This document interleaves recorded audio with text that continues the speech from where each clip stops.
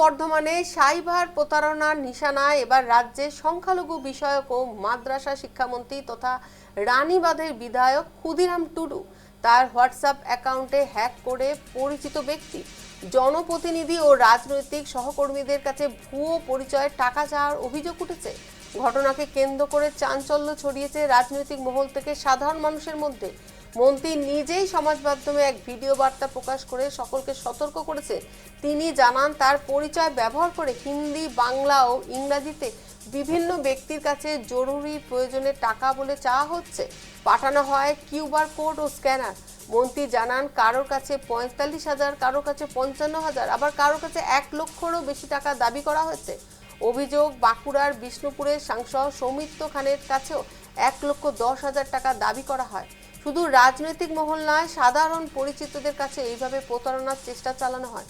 Cyber প্রতারকদের নিশানায় রানীবাঁধের বিধায়ক ক্ষুদিরাম টুডু। মন্ত্রীর WhatsApp hack, ভুয়ো পরিচয় দিয়ে টাকা চাওয়ার অভিযোগ।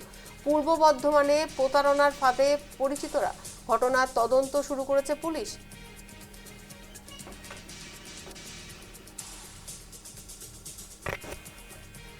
ছিল বলতে আমার যে ফোন নাম্বার 94747788, এই নাম্বারটা আমার কাছে একটা ফোন আসে এবং ফোন আসার পর বলে আপনার ওখানে ইয়ে ওই কিছু লেটার এসছে, যাই হোক ওগুলো রিসিভ করছে না।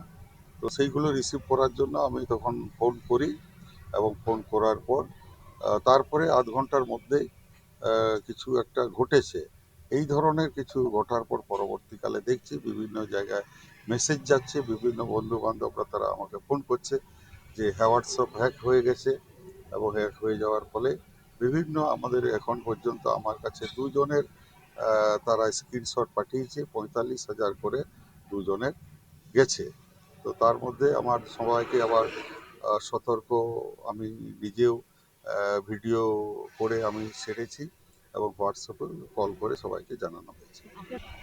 না, এসপি সাহেব এটা তদন্ত করার জন্য আইসিবি নির্দেশ দিয়েছে। এবার দপ্তরের প্রশাসন তদন্ত করে দেখবে এর সাথে যোগ আছে কিনা, সেটা তো প্রশাসনের বিষয়।